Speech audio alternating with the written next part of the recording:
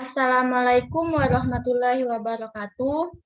Kami dari kelompok 3 ingin mempresentasikan hasil diskusi kelompok kami tentang hakikat sumber belajar dan media pembelajaran. Sebelum memulai presentasi, saya akan memperkenalkan anggota kelompok saya terlebih dahulu. Pertama, saya sendiri Indarti Wahyu Mulati, kedua Haristuti Hanung Arifani, ketiga Abdul Malik Ilham Pradana, keempat Hani Maulina Rahman, kelima Putri Indah Hapsari, keenam Rona Amalia, ketujuh Nabila Salma El Munawaroh, kedelapan Winda Nur Aisyah, 9 Ayu Kodariah. Pada kesempatan kali ini, kelompok kami akan membahas mengenai beberapa materi. Pertama, hakikat sumber belajar. Kedua, pengertian media pembelajaran. Ketiga, prinsip-prinsip pengembangan media pembelajaran. Keempat, manfaat pengembangan media pembelajaran. Kelima, jenis media pembelajaran. Keenam, penggunaan sumber-sumber pembelajaran bahasa Indonesia. Pertama, hakikat sumber belajar. Menurut Haji Abdul Hafid 2011, sumber belajar adalah sesuatu yang dapat mengandung pesan untuk disajikan melalui penggunaan alat ataupun oleh dirinya sendiri, dapat pula merupakan sesuatu yang digunakan untuk menyampaikan pesan yang tersimpan di dalam bahan pembelajaran yang akan diberikan. Sumber belajar juga dapat berarti segala sesuatu, baik yang sengaja dirancang maupun yang telah tersedia yang dapat dimanfaatkan baik secara sendiri-sendiri maupun bersama-sama untuk membuat atau membantu peserta didik belajar. Komponen utama yang mendukung sumber belajar antara lain, pertama, pesan yang merupakan pelajaran atau informasi yang diteruskan oleh komponen lain dalam bentuk ide, fakta, arti, data, dan lain-lain. Kedua, komponen orang atau manusia sebagai penyimpan, pengolah, penyaji, dan penyaji pesan.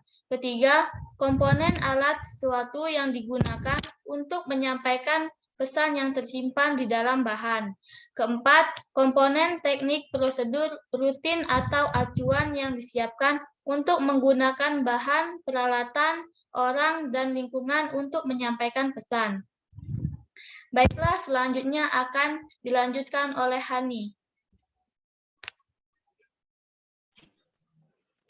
2. Pengertian media pembelajaran. Nuhun Mahnun 2012 mengatakan bahwa media berasal dari bahasa Latin medium, yang berarti perantara atau pengantar. Lebih lanjut, media merupakan sarana penyalur pesan atau informasi belajar yang hendak disampaikan oleh sumber pesan kepada sasaran atau penerima pesan tersebut. Penggunaan media pengajar dapat membantu pencapaian keberhasilan belajar. Steffi Adam dan Muhammad Taufik Saistra 2015 bahwa media pembelajaran adalah segala sesuatu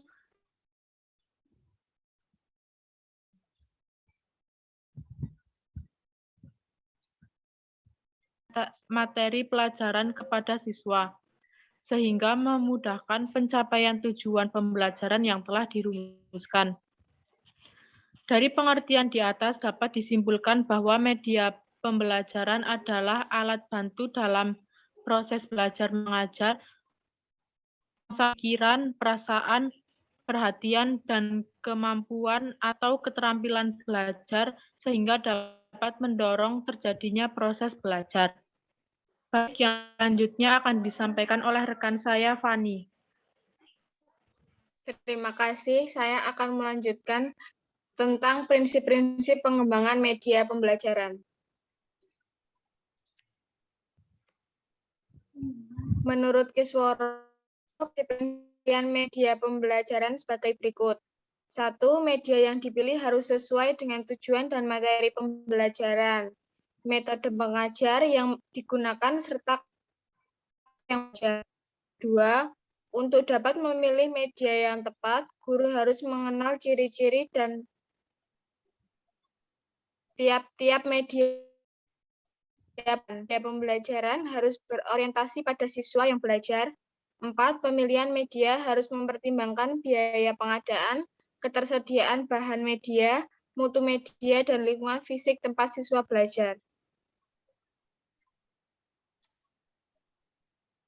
Prinsip pengembangan media pembelajaran model Azure dalam Zaniati. 1. Analis learner atau menganalisis pembelajaran.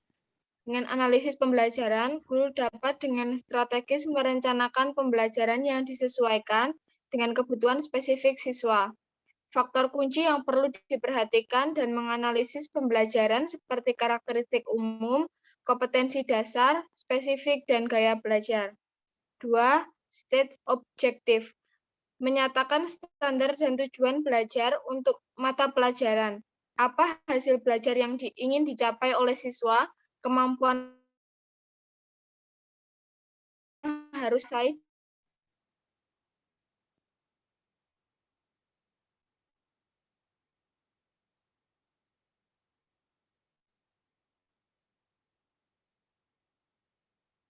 Yang ketiga, select method media material. Strategi di sini ada dua macam, yakni strategi yang berpusat pada guru dan strategi yang berpusat pada siswa. Strategi guru adalah kegiatan yang akan digunakan untuk mengajarkan mata pelajaran. Strategi pembelajaran tersebut sebaiknya menyebabkan siswa mencapai standar dan tujuan. Media di sini dimaksudkan adalah media harus disesuaikan dengan materi. Media juga dapat terjangkau oleh guru. 4. Manfaat media dan bahan ajar. Dalam proses pembelajaran, bukannya diharuskan untuk memakai media, akan tetapi media merupakan sarana pendukung dalam pembelajaran sehingga kualitas jadi lebih baik. Selanjutnya, Mas Ilham Pradana. Mengembangkan peran serta pembelajar. Pada proses pembelajaran, ikut sertakan siswa dalam atau dengan kata lain siswa sebagai pusat belajar. Belajar bukan guru. Guru harus mampu menggugah semangat siswa untuk bisa aktif di dalam kelas. Event on service, menilai, memperbaiki. Setelah pembelajaran diperlukan evaluasi, meliputi strategi teknologi dan media. Apa strategi pembelajaran yang telah berjalan efektif? Apa teknologi membantu siswa? Tujuan teknologi, apa teknologi dan media efektif dalam meningkatkan minat siswa.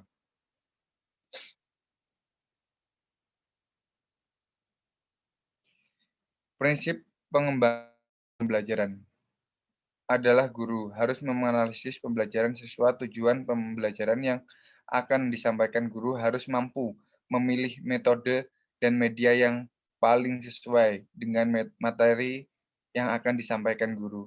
Harus memanfaatkan media yang ada secara optimal, evaluasi media pembelajaran sehingga mengetahui media pembelajaran yang dapat dikembangkan atau tidak.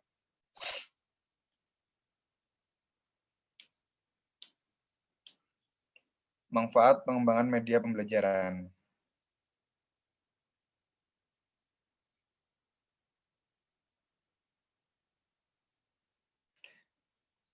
Nasution dalam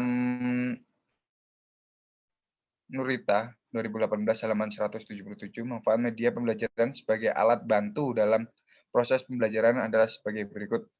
1.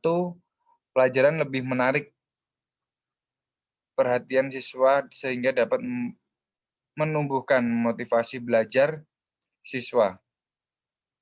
Bahan pengajaran akan lebih jelas maknanya sehingga dapat lebih dipahami siswa, serta meningkatkan siswa menguasai tujuan pengajaran dengan baik. Metode pembelajaran bervariasi, tidak serta-merta hanya komunikasi verbal. Melalui penuturan kata-kata lisan, pengajar siswa tidak bosan dan pengajar tidak kehabisan tenaga. siswa lebih banyak melakukan kegiatan belajar sebab tidak hanya mendengarkan penjelasan dari pengajar saja, tetapi juga aktivitas lain yang dilakukan seperti mengamati, melakukan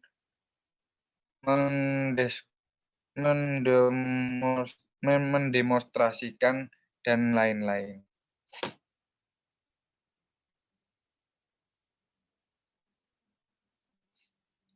Arsyad dalam Nurita 2018 halaman 177 memberikan kesimpulan dari penggunaan media pembelajaran di dalam proses belajar mengajar adalah sebagai berikut.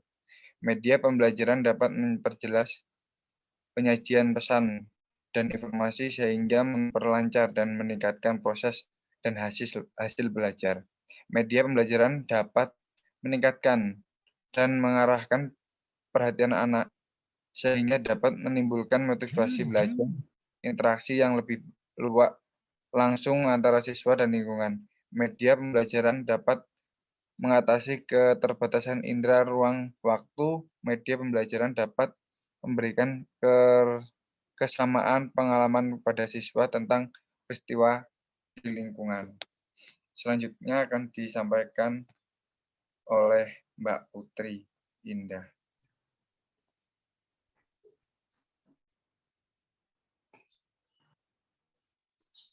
Baik, di sini saya akan melanjutkan penjelasan dari Mas Ilham.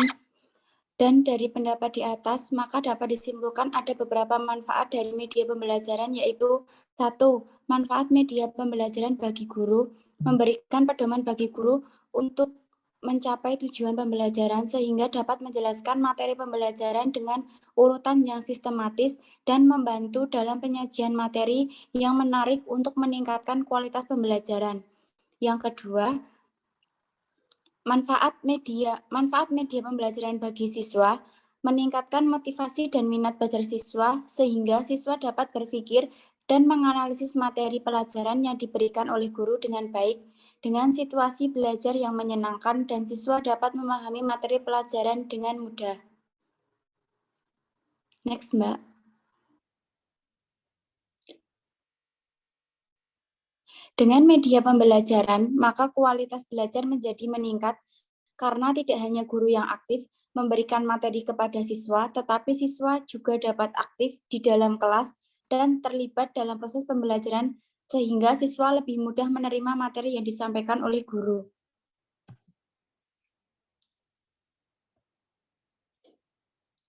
Yang selanjutnya, ada beberapa hal yang dapat meningkatkan hasil belajar siswa dengan adanya media pembelajaran. 1. Proses belajar mengajar menjadi mudah dan menarik. Yang kedua, efisiensi belajar siswa dapat meningkat siswa yang belajar. Dengan menggunakan media, maka belajar menjadi lebih efisien karena sesuai dengan tujuan pembelajaran. Yang ketiga, membantu konsentrasi belajar siswa, meningkatkan motivasi belajar siswa. Dan yang kelima, memberikan pengalaman menyeluruh dalam belajar. Baik, yang selanjutnya akan dilanjutkan oleh Mbak Rona.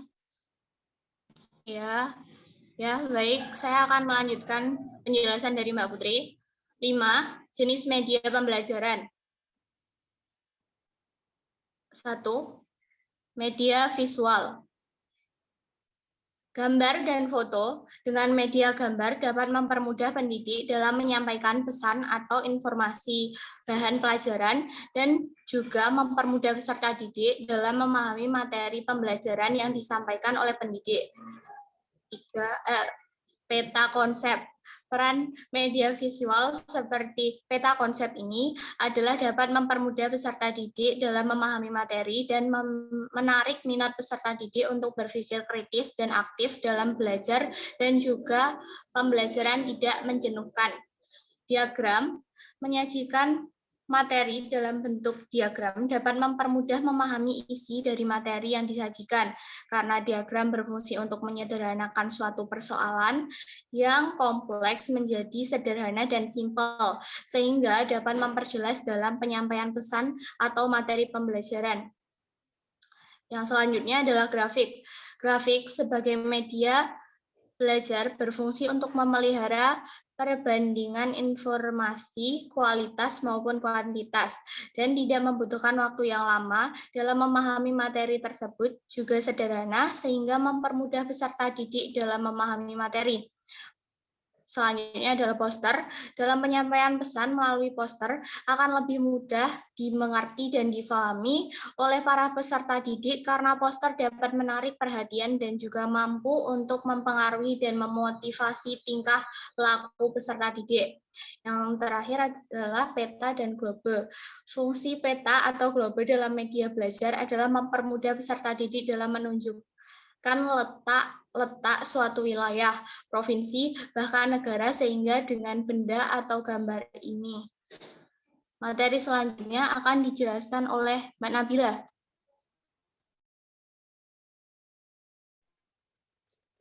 Baiklah, saya akan melanjutkan materi dari Mbak Rona. Selanjutnya, kelebihan media visual. Yang pertama, dapat dianalisis dengan mudah. Kedua, dapat meningkatkan minat peserta didik untuk belajar. Tiga, meningkatkan daya tarik peserta didik terhadap materi yang dipelajari. 4, mudah untuk diaplikasikan. 5, tahan lama sehingga peserta didik dapat membaca atau melihat berkali-kali. 6, dapat mengatasi keterbatasan pengetahuan yang dimiliki oleh peserta didik. Kekurangan dari media visual adalah yang satu, kurang praktis dalam penggunaannya. 2, hanya berupa gambar dan tulisan saja, sehingga media ini tidak dapat diterapkan untuk peserta didik yang berkebutuhan khusus. 3, biaya produksi cukup mahal karena sebelum menggunakan media ini harus menyetak atau membuatnya.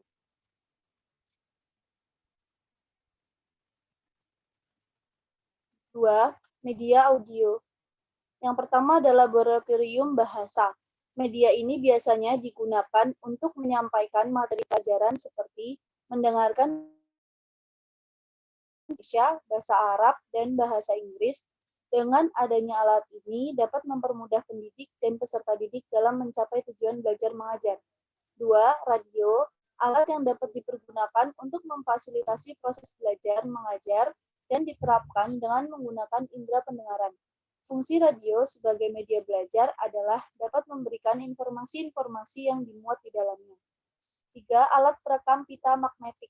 Peran atau fungsi alat perekam pita magnetik dalam media belajar adalah dapat digunakan untuk merekam suara atau data materi pelajaran sehingga dalam penyampaiannya pendidik dapat memutarnya kembali.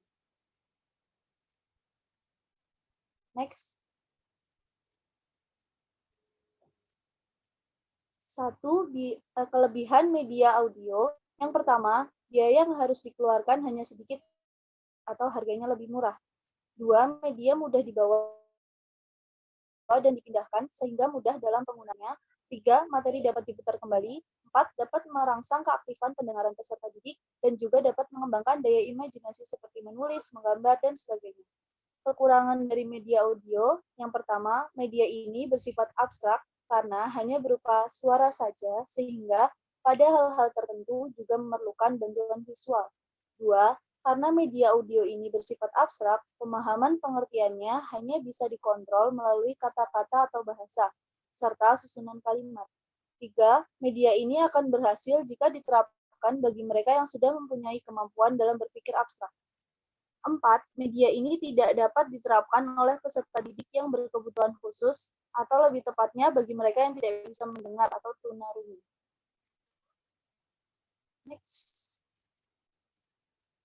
3, media audiovisual. Audiovisual murni, yaitu baik unsur suara maupun unsur gambar, berasal dari satu sumber seperti televisi, video kaset, film bersuara. Yang pertama, televisi. Televisi berperan penting untuk pendidik, karena pendidik dibantu dalam menyampaikan hal-hal yang tidak bisa dibawa ke dalam kelas. Siswa bisa menggunakan media tersebut di rumah. 2, video kaset. Video kaset bersifat informatif dan juga sangat cocok untuk digunakan sebagai media pembelajaran. Video kaset memiliki fungsi untuk merekam data. Data tersebut bisa dihapus dan tayangkan kembali ketika dibutuhkan.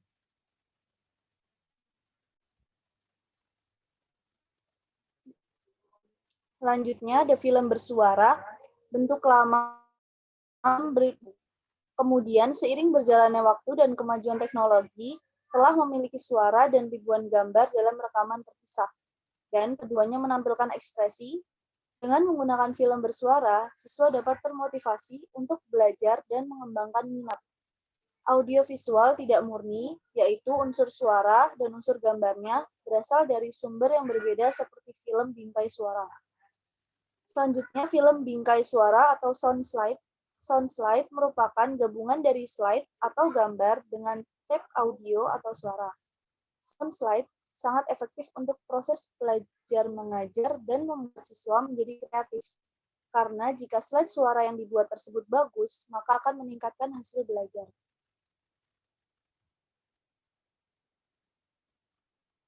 Yang selanjutnya akan disampaikan oleh rekan saya, Ayu. Kepada Ayu dipersilahkan. Baik, terima kasih Mbak Nabila atas kesempatannya. Kelebihan media audiovisual. Yang pertama, pemakaian tidak terikat waktu. Yang kedua, sangat praktis dan menarik. Yang ketiga, harganya relatif tidak mahal karena bisa digunakan berkali-kali. Dan yang keempat, menghemat waktu dan video atau film dapat diputar kembali.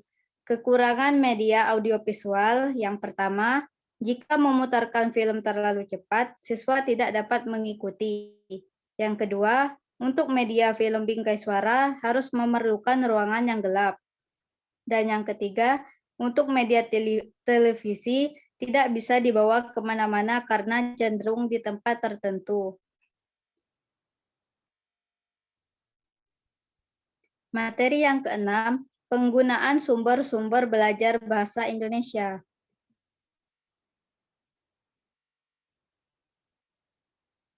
Hakikat sumber belajar. Menurut Dageng dalam Supriyadi, sumber belajar adalah segala sesuatu yang berwujud benda dan orang yang dapat menunjang belajar sehingga mencakup semua sumber yang mungkin dapat dimanfaatkan oleh tenaga pengajar agar terjadi perilaku belajar. Semua yang ada di dalam bumi ini bisa dijadikan sumber belajar, mulai dari benda, hewan, manusia, hingga fosil pun dapat menjadi bahan belajar. Namun, juga harus disertai oleh guru dan atau tenaga pendidik yang kompeten di bidangnya.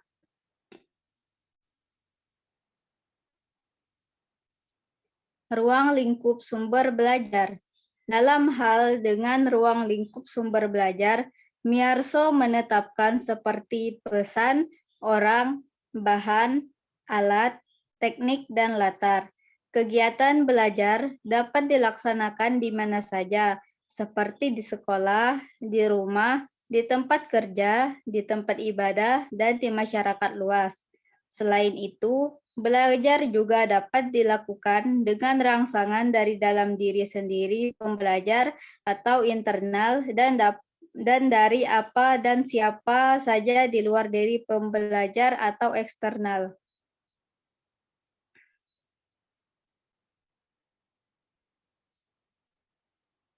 Hakikat pemanfaatan sumber belajar dalam pembelajaran. Sumber belajar yang beraneka ragam di sekitar kehidupan peserta didik, baik yang didesain maupun yang dimanfaatkan, pada umumnya belum dimanfaatkan secara maksimal. Pemanfaatan sumber belajar sangat tergantung pada kemampuan dan kemauan tenaga pengajarnya.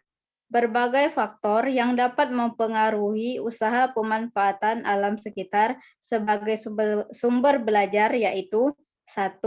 Kemauan tenaga pengajar. Yang kedua, kemampuan tenaga pengajar untuk dapat melihat alam sekitar yang dapat digunakan untuk pengajaran.